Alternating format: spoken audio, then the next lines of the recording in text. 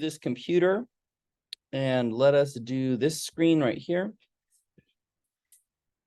Okay, so yeah, if you're curious what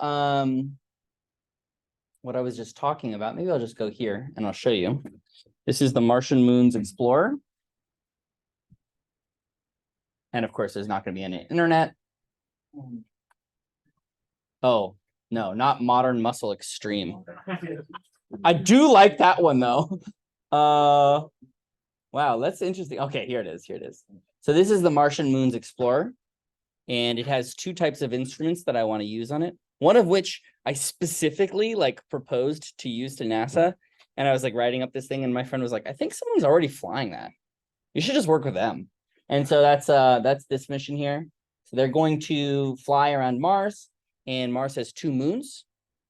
And they're going to fly close to the moons and try to understand them better. And I just won 7 years of money to work with them. So I get to go to Japan. I've never been to Asia, but now I won't have to pay for it. So here's the thing about science, that this is the way they trick you, right? So the first way they trick you is oh, you're studying something really cool. And then you keep flying to all these really cool locations and you're like, oh, the food here is really good. People are so nice. They all speak English, right? No, because everyone who does science speaks English. You really have to think about that for a second. The entire world knows their language and scientific English. And I barely know scientific English. It's pretty fucking hard. So, we're in a very privileged position, obviously. But if you're interested, I don't think any of you will be able to participate because I think you'll all graduate. But if that's not the case, let me know. Okay. Yeah, if you want, yeah, I mean, it's a 7-year project, right? So my goal is to take 1 or 2 students per year.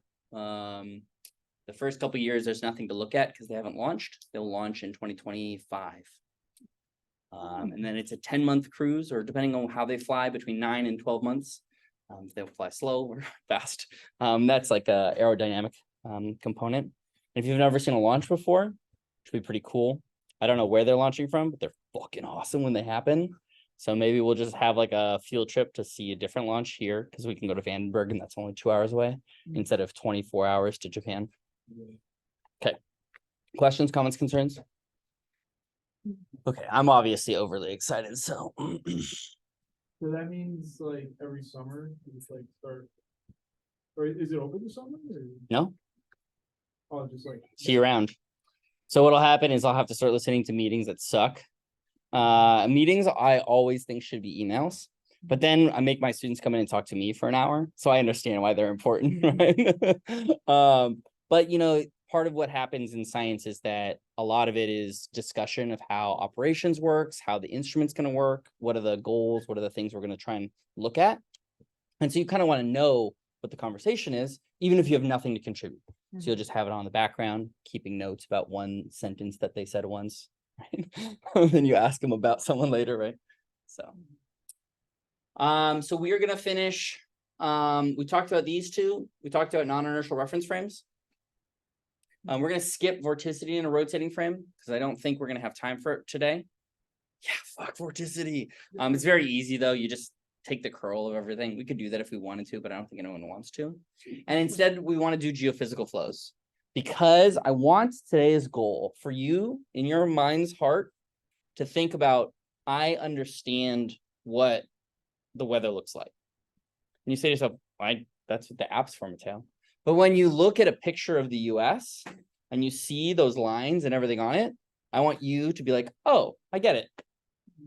Okay? And I promise you, there will be one counterintuitive thing today. You'll be like, huh? Okay. I already know it. I already know what it's going to be, but I'm going to see if you see it. I hope it's not percentage of rain. The what? Percentage chance for rain. Oh, no. Those are counterintuitive as well, but. All right. It's week 12, folks. Let's go. Okay, so we still saw this picture, right? Mm-hmm. Yeah. And this one's really fascinating because a lot of what you think is going on here is not what's going on here. So Mateo, what are you saying? So where is the high pressure?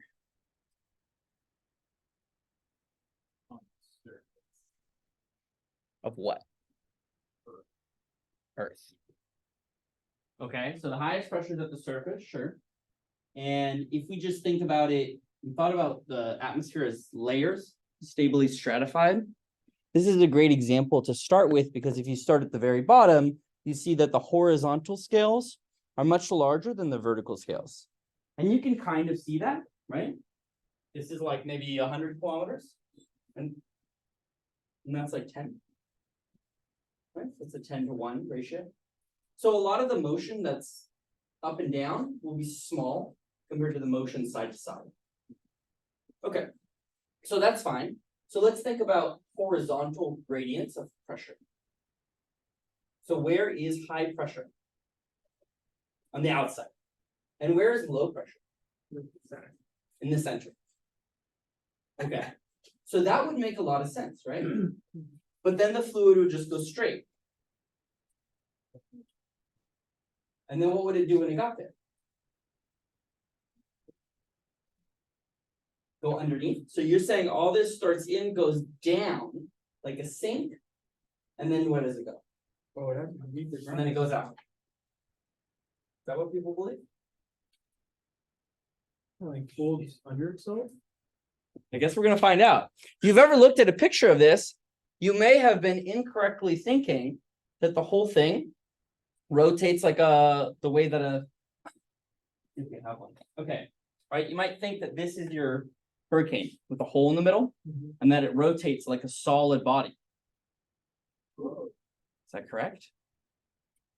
Oh, so No. There's going to be circulation. There's going to be stuff that goes in and then up and then out. And I'll show you today, hopefully, that this is not going this way, but it's going that way.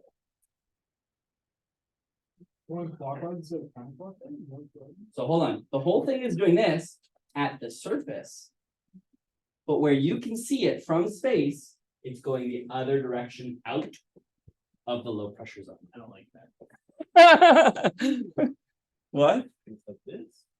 Yeah. Well, no, they're both moving like this, but the flow is along these curls, right? One is out along this, and one is in along. On different layers? On different layers. The bottom layer is in and rotating this way, and the top layer is out and rotating the other way. There we go. So usually for us, we see just the bottom layer. Yeah. Okay. But hopefully, and not usually, you've usually never seen a hurricane. Oh, Right? Am I wrong? yeah. Okay. All right. So the homework is forthcoming. Depending on what we get through today, it may be shorter or longer, depending on, Okay. Ready? Oh shit! Kobe's upset. That's different. Oh, what the- Fuck! What's the first one? Continuity equation. Good. Smart to talk first, then you don't have to talk later. So what is it? What's the describe the whole thing for me, Andrew? It's the rate of change of like mass. Mhm. Is the first term, and the second term is how the mass is moving, so like changing, Right. and then it equals 0, so mass can't be created. All right, perfect. Now he's done. Y'all had the opportunity. I want to do stuff like that. Okay, so what's this one?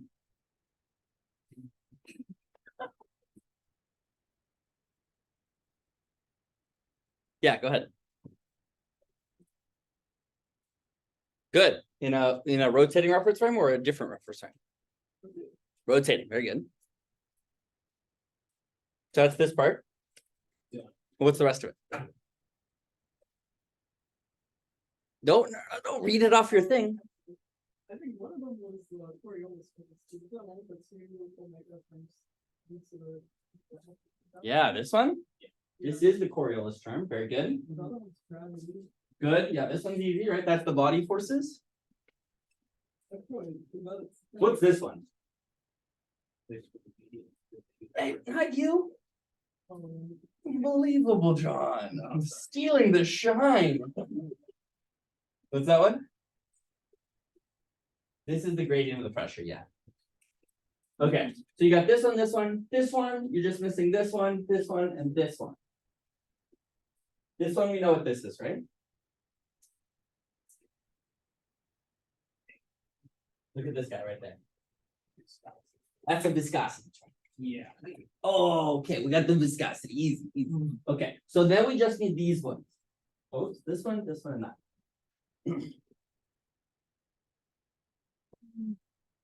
Yeah. So this one here is the acceleration of what? Yeah. So give me an example of the acceleration of the frame. Nope.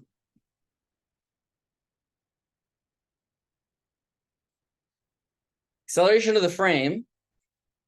It's like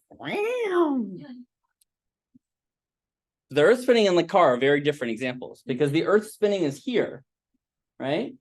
These are the earth spinning terms. This is linear acceleration. The acceleration that comes from the earth spinning is out here. Do you see that? What? Okay, so what are the rest of them? No, don't look. You can look at them up here.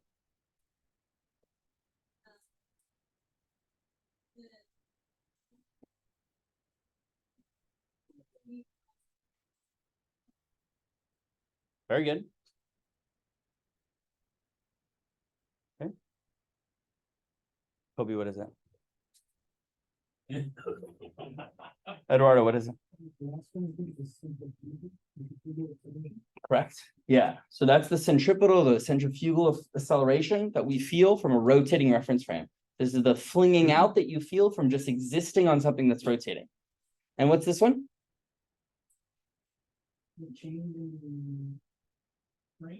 Right. What does that mean though?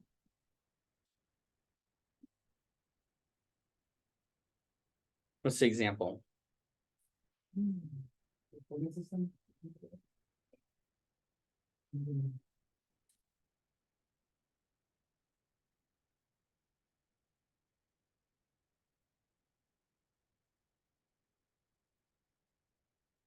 Read.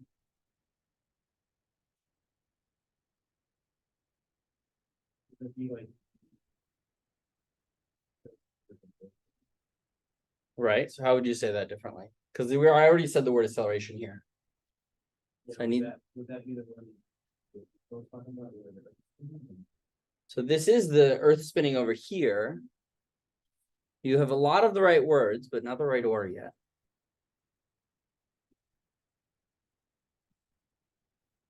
Alex?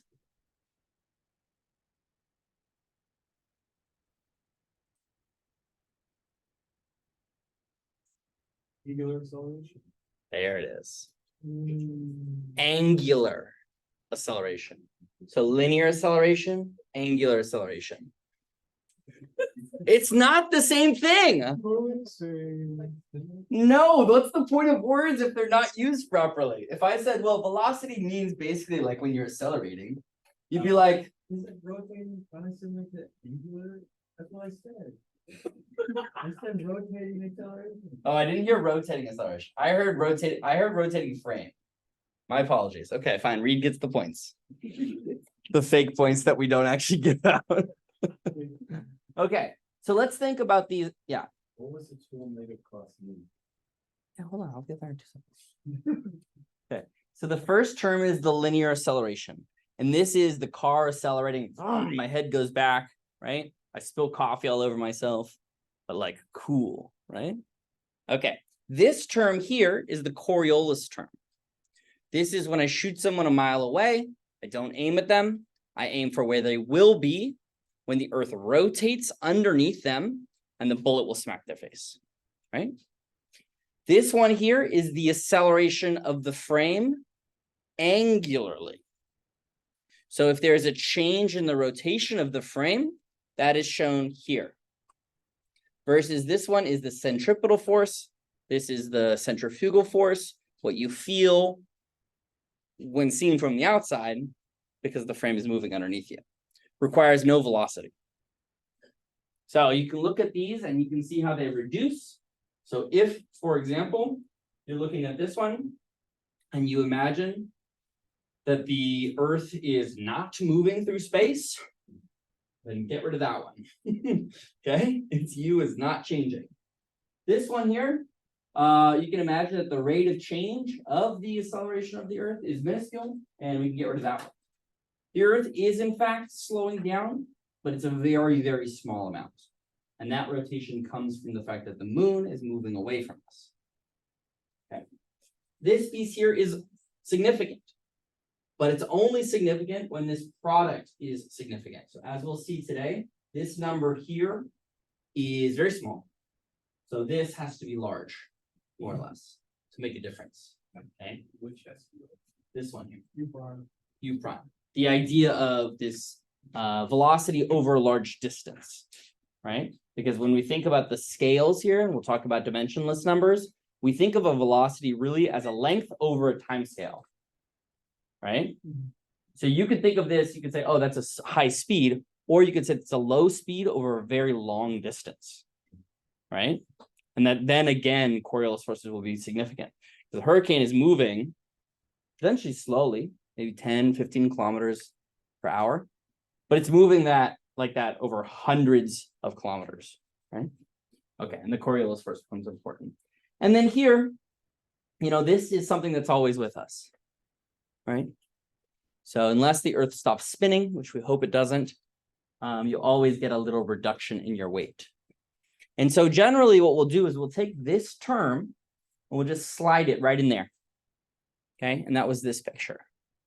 Okay.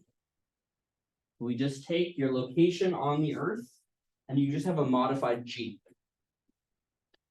That's dependent on where you are. Yeah. I'm gonna ask the last two. Which one? Very last. This one? Yeah. I don't know. You said only about this piece. Is that right? This is close. Is that right? Are we? Good. Yeah. Yeah. Very good. Questions, comments, concerns? We're not going to do the last one. We already know how to do it, right? Everyone's chill. All right. Okay, so we talked about that.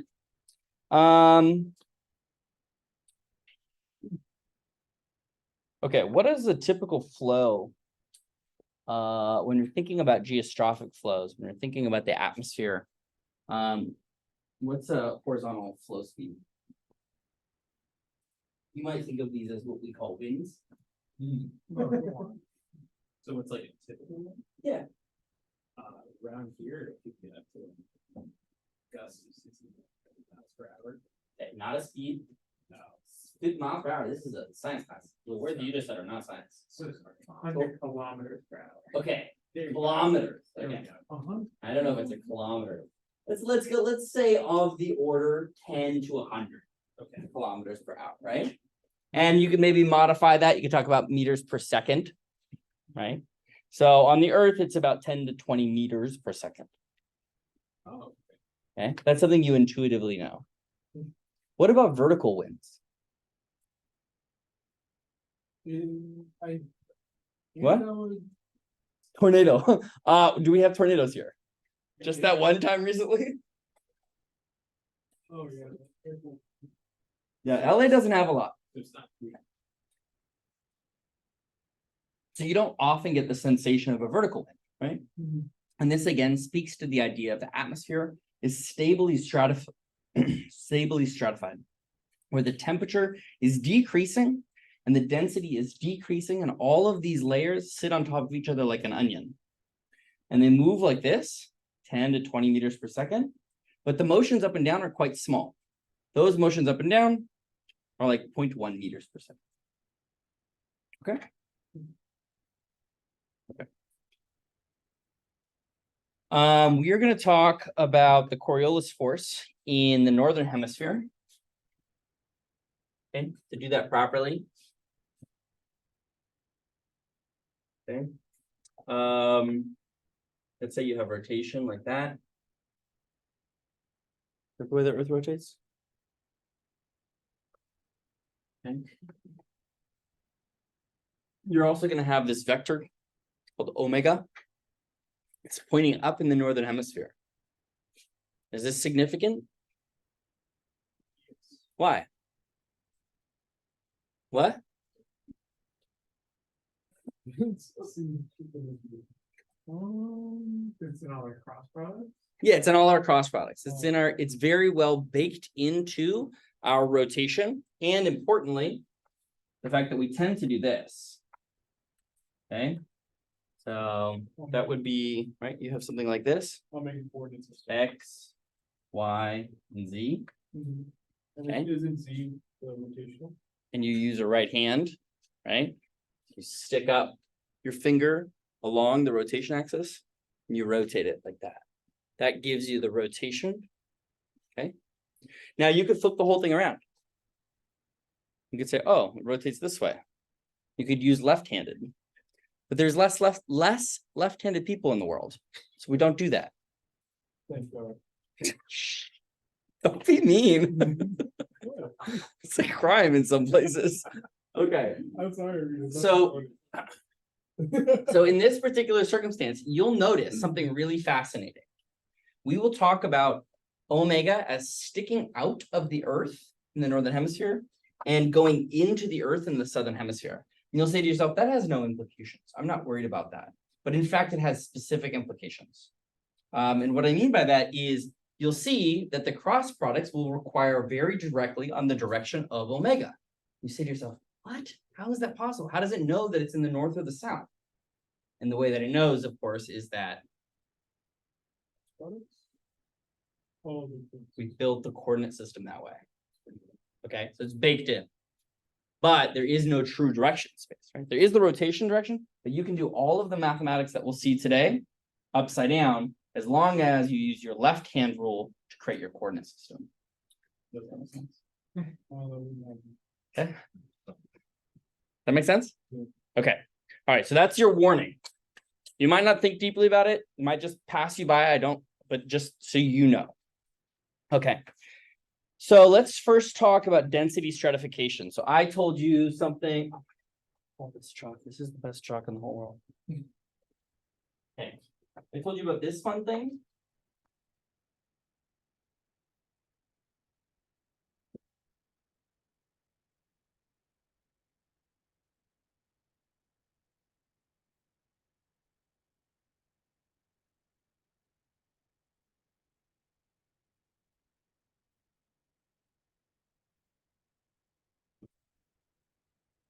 This is talking about potential density. And I think this comes from, section 110. So what you're thinking about here is the relationship between the potential density.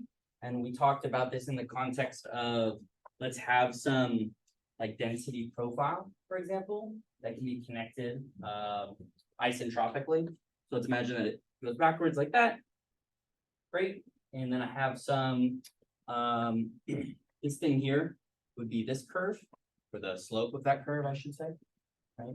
And you can compare that to the way that you actually got your fluid there, which might be steeper, right? Yeah, something like that, maybe an adiabat, okay? It's not necessarily isentropic. And this is going to relate to the stability of the fluid in this medium, whether or not it goes up and stays there, or whether it falls back down after it gets to that new potential density, right? Because if it gets up there and it's now heavier than the surrounding medium, it'll fall. If it gets up there and it's lighter than the surrounding medium, it'll keep rising, right?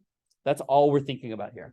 We're thinking about a relationship between the buoyant force, which is shown here as G rho, and the gradient of the pressure, the gradient of the density as a function of height, okay? So when you think about a stably stratified fluid, that's what we're thinking about. So you go up in altitude, densities are changing. And in fact, the stuff that we're about to talk about really has to do, the whole time, the density is going to change as you go up. And we'll talk about a place in the atmosphere that has a temperature inversion, but there is not a density inversion there. It's really important to think about this properly, right? There's not like a thick layer of dense air that sits above the lighter, a little bit less dense air. Does that make sense? Okay, so this is the stratification in the atmosphere. Folks familiar with this idea? Okay. So I always like to say in this location here, right, The bottom part of the atmosphere is warmed by the surface itself. And you have a vertical gradient, goes backwards. And then it starts to go back up to here. Why is there a peak here? Two people I know should know this. Three people. What's the peak in the middle? Someone who hasn't. Oh, you should know this too, actually. You don't know this? Unbelievable. Well, which one?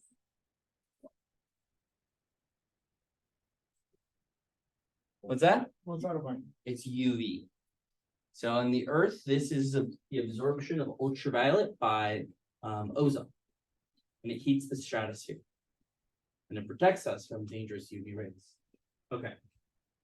So what we like to think about when we think about this problem is you have something like some parcel of fluid here, and as I move the parcel of fluid upwards, right, I can get it to continue to go upwards as long as it is lighter than the remainder of the fluid around it. So that might be valid here.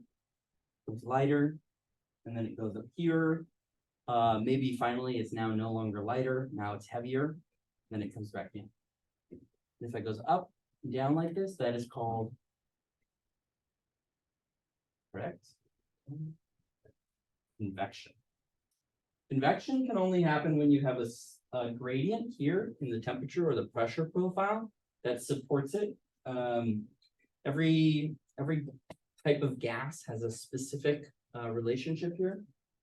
What about in this location? I'll bring up a piece of gas.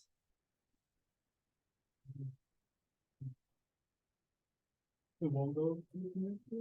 And will it fall back down? Why not? You say density doesn't go back up as you go up. Yeah, so the densities are still going down like this, but now temperature is going up. Why can't you get convection again intuitively?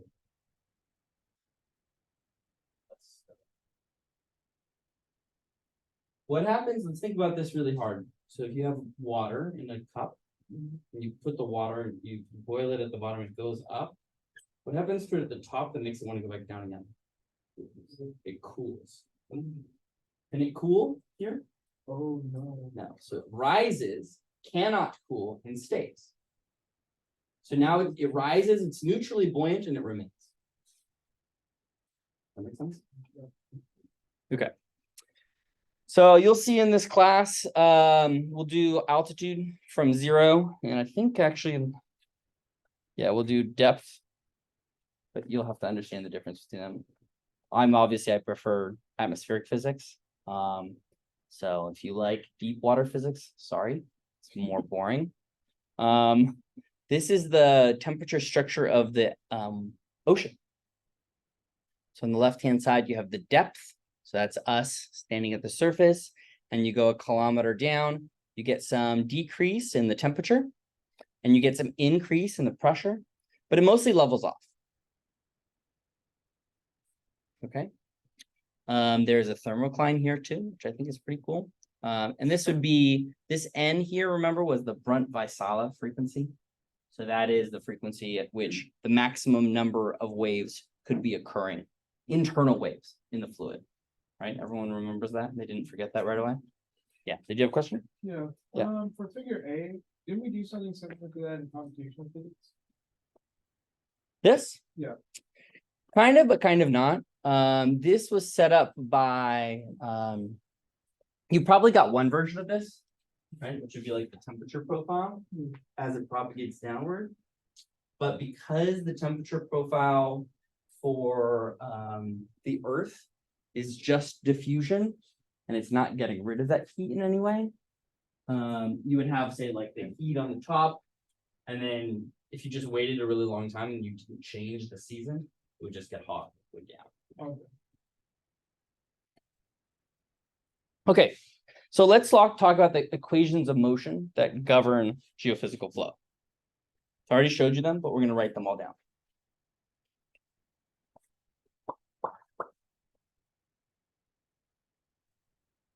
First one.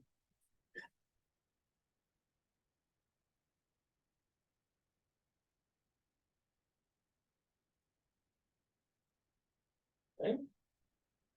Second one.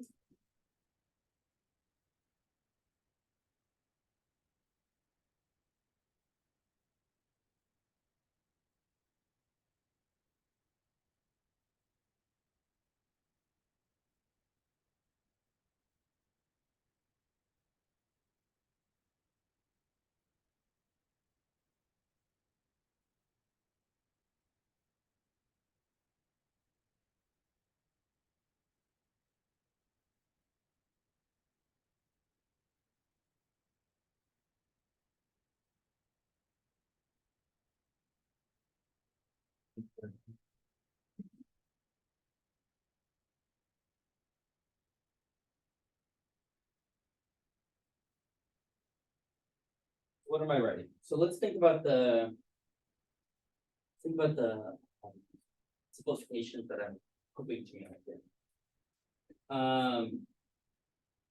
We are going to imagine that we are observing the Earth from outside of the Earth. Okay, we are like God looking down on high. Okay, and so omega is with respect to reference stars, right? Rotating to the background. Or you can imagine there's no stars at all, and that the Earth is just self-contained in a simulation, whatever you want. And you have some other simplifications that we're going to talk about in detail. This first piece here, you see some stuff that you recognize? Yeah, that's here, right? This is correlate. It's of the pressure gradient and the body. And this is pressure gradient.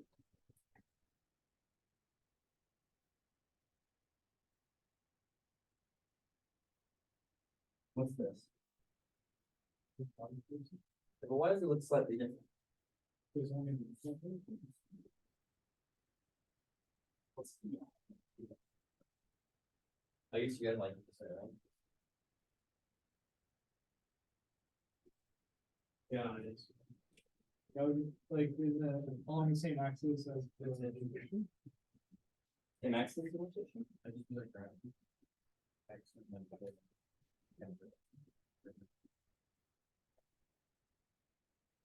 Let's go back to this picture, right?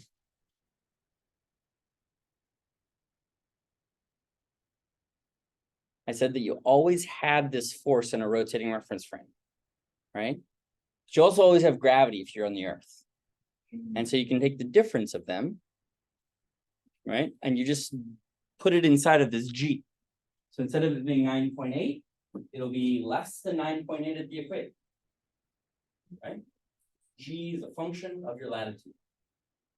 But it's in the direction straight down, not towards the radius. Sorry, not towards the center of the Earth. That make sense? Oh, it's always true. Straight down. Okay. Makes sense. Okay.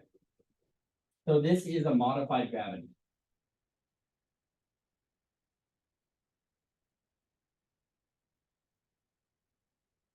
Okay. And then we're done, right? Anything else we have to explain? What's F? Here's money. This is huh? What's that? What is that? Okay.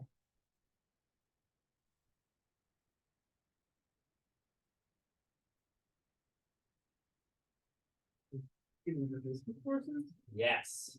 So now we have to ask the question, okay, when we're thinking about geostrophic flows, when we're thinking about geophysical flows, how important is viscosity? And in which ways is it important? Okay. So generally speaking, you have something like this, right? You have another term too, just lopped off, and I didn't even tell you why. And those are the diffusive effects.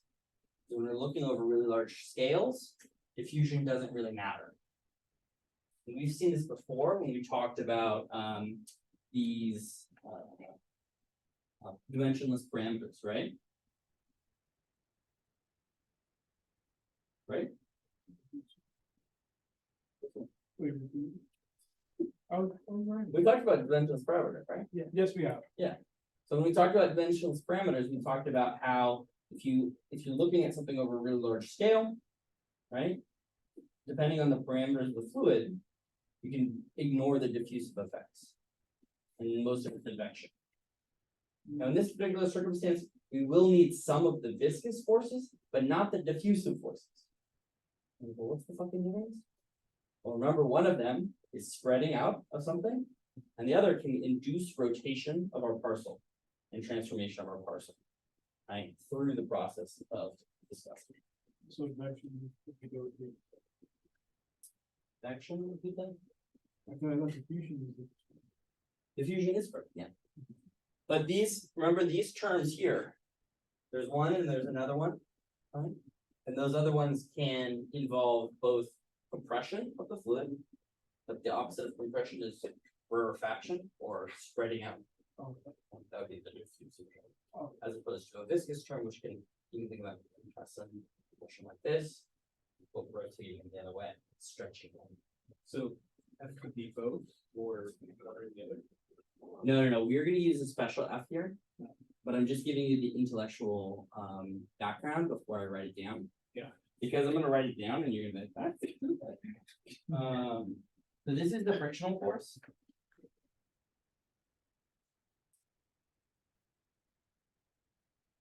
And you're welcome to work through it here as well. But we know, and we haven't really talked about it yet, that we looked at that picture, for example.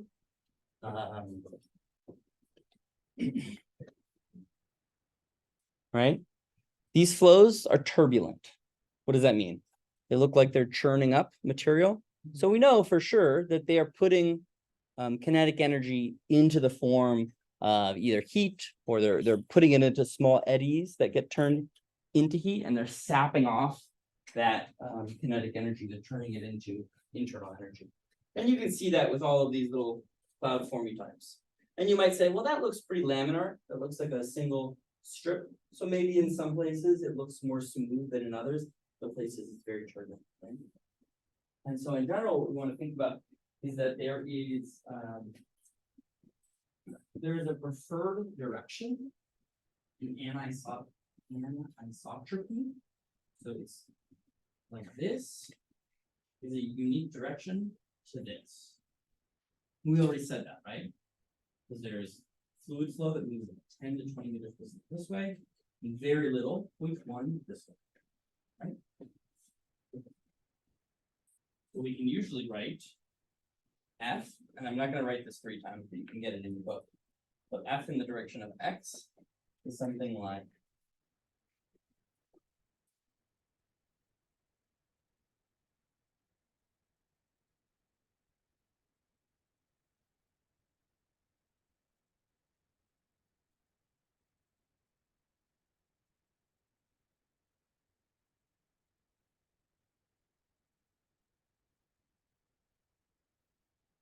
okay.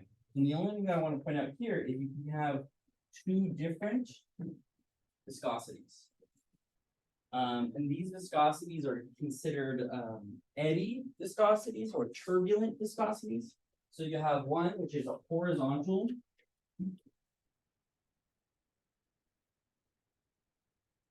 viscosity. I don't know if I wrote that. And this one would be the vertical.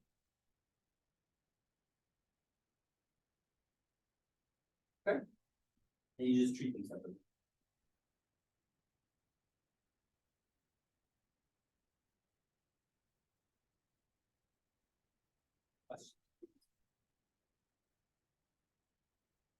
Okay. Okay, so you're going to be using spherical polar coordinates. Hope that's fine with you. We look at the derivatives and whatnot. There's in the back of the book. I think it's chapter appendix C or something. Have all of the conversions.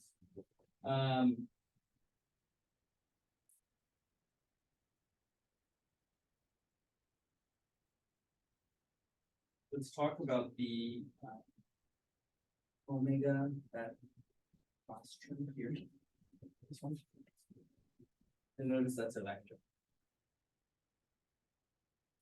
That's scary for anyone.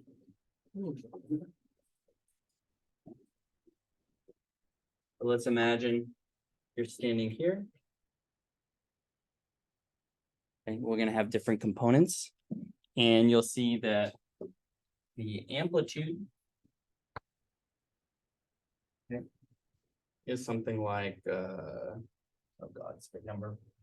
7.27 E minus 5. Okay, rad per second. Okay. So this is why you need large scales in order for it to matter at all. Why when I throw you this piece of chalk, you'll catch it. Right?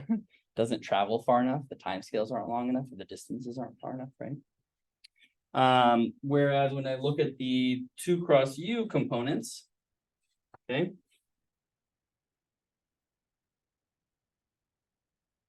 this is actually a vector. I'm going to introduce a brand new letter. That's a V. Imagine it's a V.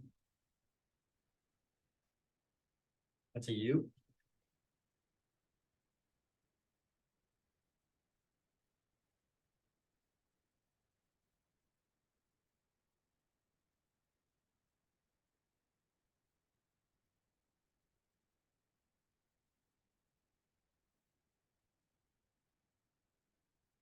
Okay. So what have I said? Oh, let me write this better. F. We define this 2.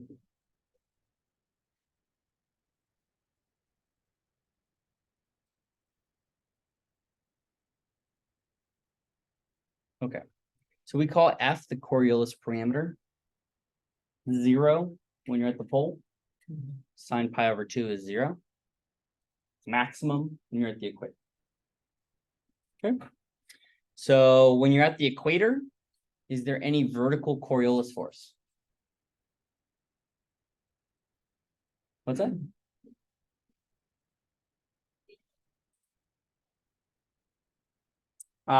So this is always going to be our X, Y, Z in a reference frame that lives with us. Does that make sense? And I'm going to move that reference frame around. So as I bring it to the equator, yes. Yeah, Z and vertical will be the same now. So these are horizontal.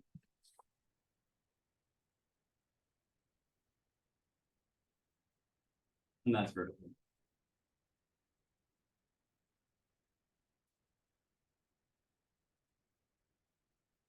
Correct?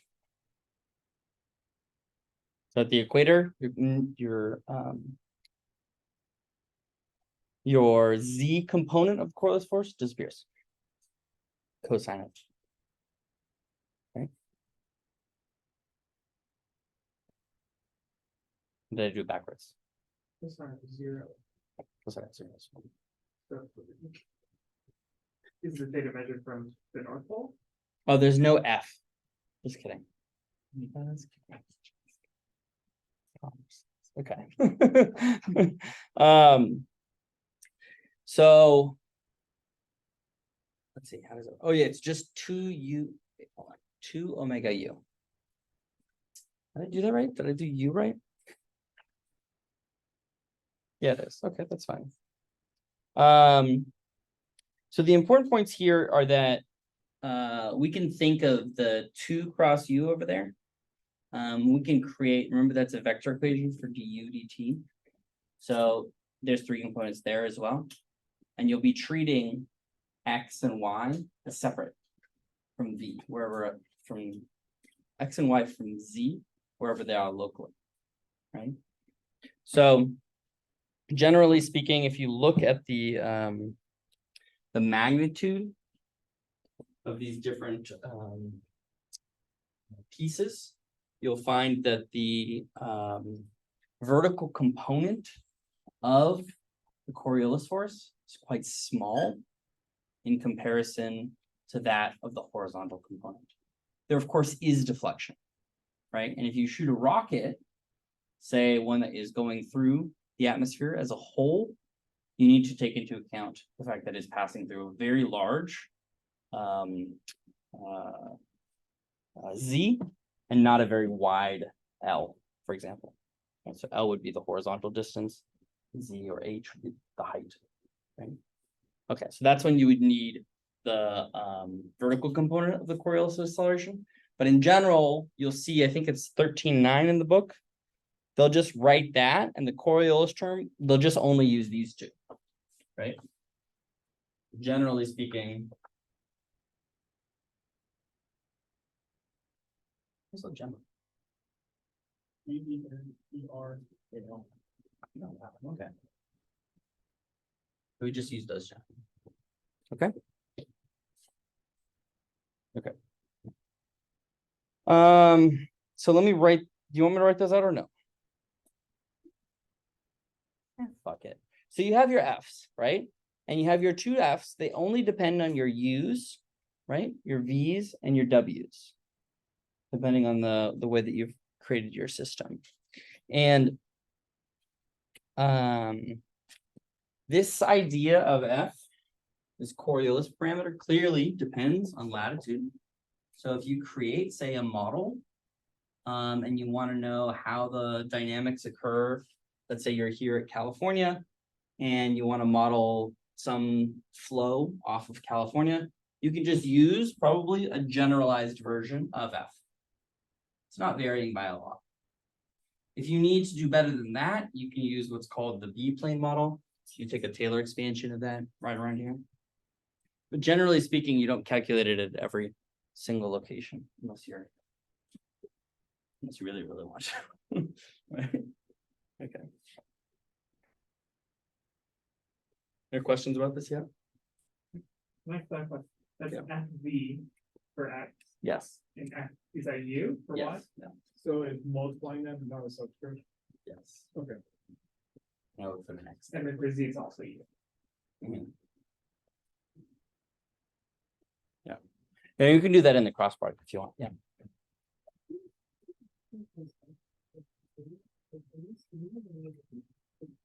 No. Because this one's capitalized. So that means that they're really, really different.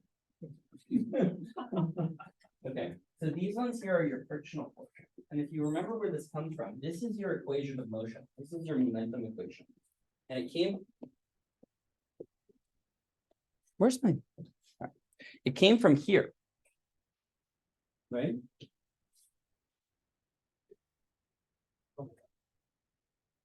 There we go. Okay. So there's this line.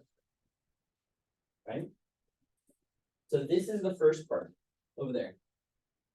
This piece here is this piece. There's a minus. I just brought it over and I divided by rho.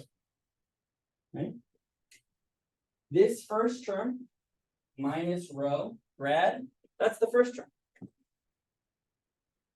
This piece here, rho g, I've combined with this last one. This is our centrifugal acceleration. That's this, modified gravity. F is this. If you're keeping track at home, you're like, well, you're missing two terms. What are we doing? Didn't feel like it. That's correct. We use this with this is under the zero. There's the UDT, the omega DT. The UDT is small enough to be negligible. That's the motion of the Earth through space. And this one, we hope, is small because that's the rotation changing. Yeah. So we call them zero. We say. So it's basically. Yes. Zero, basically zero, the same thing. You have 0 or 3 cents, you have 0 cents. What? You don't have 3 gumballs. There's no place you can get a penny gumball. Maybe when I was born, but not anymore. Okay.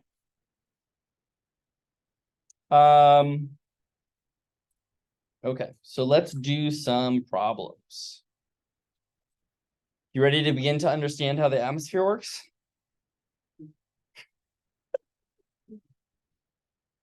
Okay. So this is the coolest part. So we're going to consider quasi-steady. Is that fun? It's quasi. It's quasi. No. So, That's humpback. This atmosphere is not humpback. Okay. So this is a, what does it mean? Quasi-steady. So this means that when I look at it in a short time scale, it's steady. But from time scale to time scale, it will be unsteady. So imagine that it just is locally in balance, but the whole system might be. Is that annoying? It's okay. You're allowed to. Okay. And then I have large scale motion. Really important to think about. This is the same type of scale we're going to be talking about those pictures that I started with. Oh.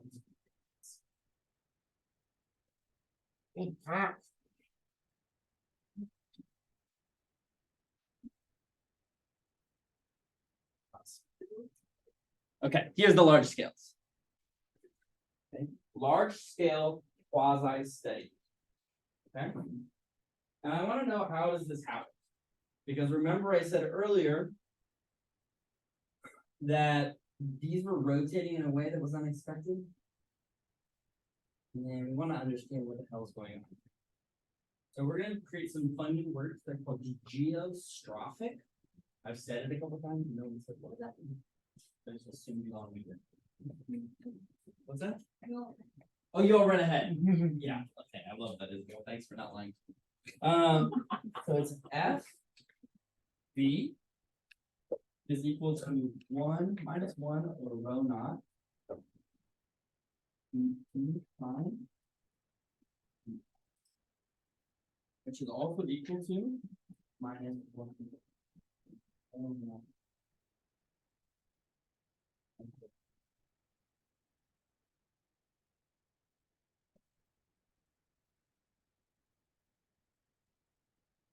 The other one, Fu, the guinea C, okay? The guinea C. Rho P. Twice. The same thing, obviously.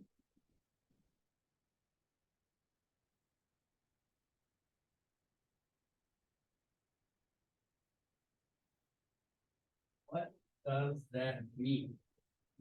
What have I done?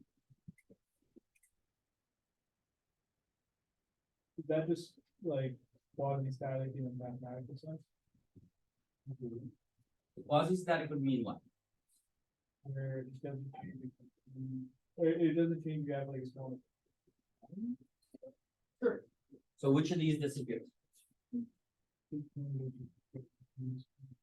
Oh. Right. So we can throw that out. Okay. So I'm claiming that I can get from here to there by making two assumptions: quasi-static, large scale motions. The first one, I threw this out. Is this present? It has to be because the function. Yeah, because it's those two terms right there. Static. Okay. This present? Function reading? Yeah. Yes. Because they're equal to each other. Good. I see it. Okay. Is this present? Yeah. It's gravity. No. Right? Not in this equation. What? Large scale. But also think about it this way. Let's say I have a fluid that is large and thin. Is there large gravity differences here? No. So what is the driving forces here? Driving forces are Coriolis and pressure. And this is small. There absolutely will be a tiny bit of effective motion from gravity in the thin layer. But I threw out the effective part in here too. But we don't know. They could be missing. They're gone. I don't care. Okay? What about this one? I don't see it. Therefore, it's not real. Okay? So let's start out. It's hard. This is the best part about fluids. It starts hard, it gets easy. Or sorry. It starts easy, it gets hard. Starts hard, gets easy, gets hard. Okay? So the rest of your life. So it's hard to learn, and then you make some locations that's easy, and you have to add them back in. It's hard. Is that clear? So what does this actually mean? This means that the Coriolis force balances the horizontal pressure gradient.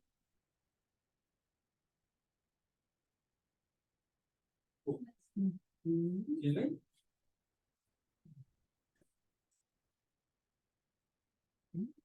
Yeah, so the horizontal gradient in pressure is opposite of your Coriolis force. Yeah, let me see if we can understand this. 'Cause I know this shit's not gonna work.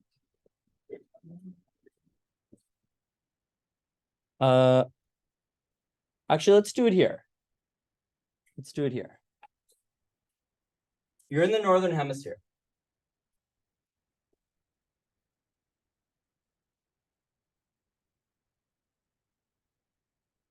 Okay.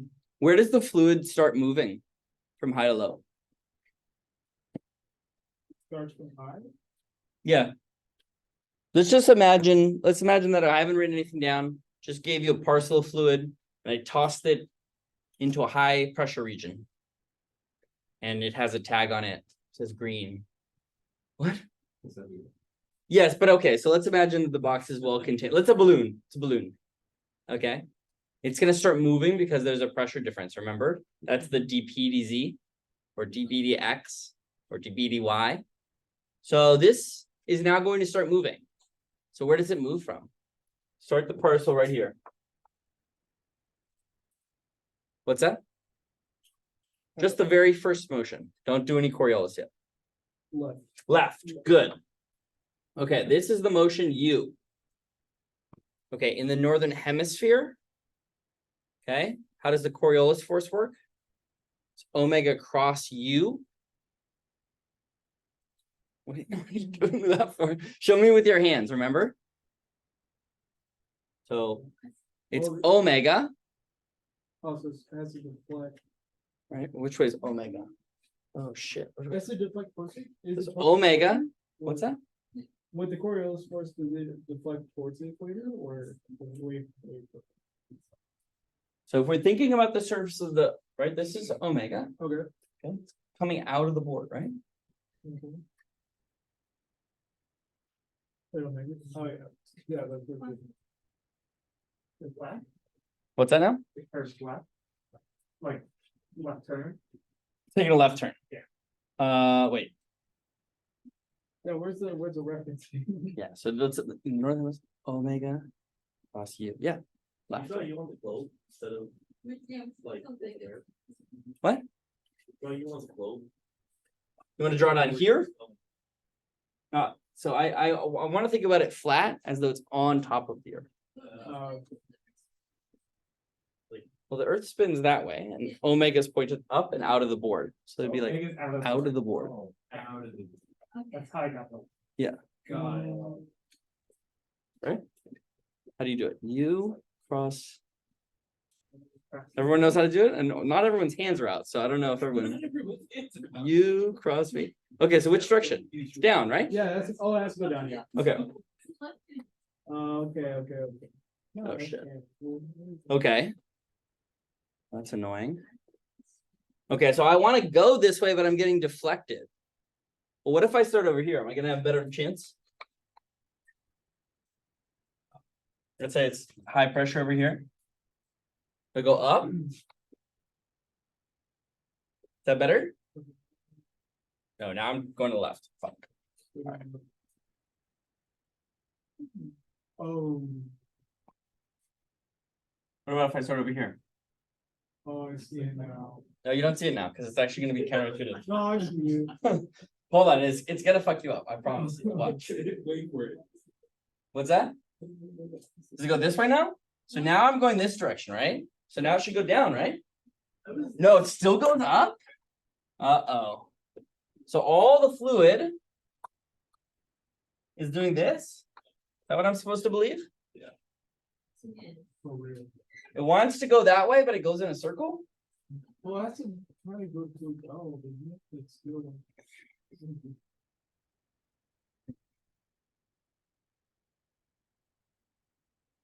No, is that true? Hurricanes because they're over like a very large scale, right? Hold on. We haven't. I promise you that it's going to be more confusing. So even though we just did it here, I'm promising you that it's going to be more confusing. Okay, so. So while we have described the direction that the Coriolis force will press on a fluid, we have not described the pressure balance force. Right, that is not actually the pressure gradient driving the fluid flow. Okay. So we can form something called U dot del P. Right? You have these pieces here. You have FU and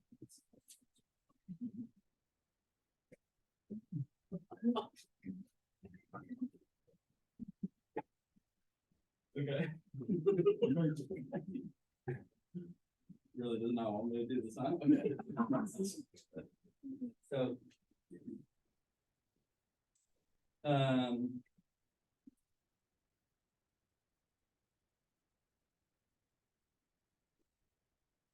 let's say we want to know what U del means. I'm gonna figure that out.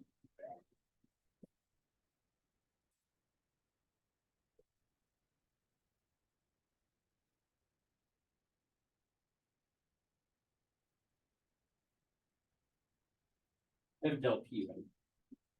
Good. Yeah, PY, that's up there, right? Yeah.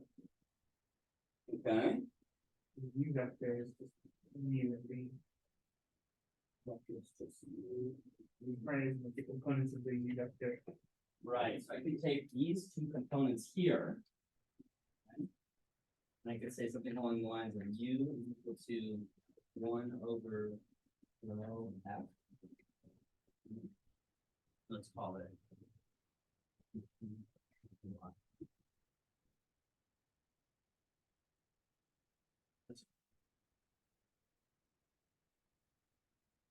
Don't like it. The V would be the same, or no? What would V work?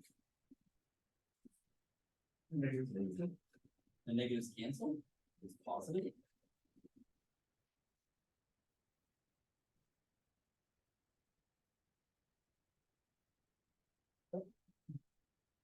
V component uses the X. V component uses the Y. How do I calculate del P? That's the easy one, right? You already know what that is.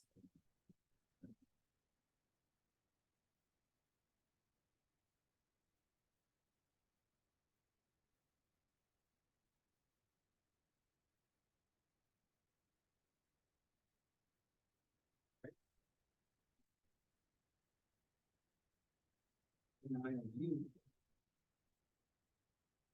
What's the problem?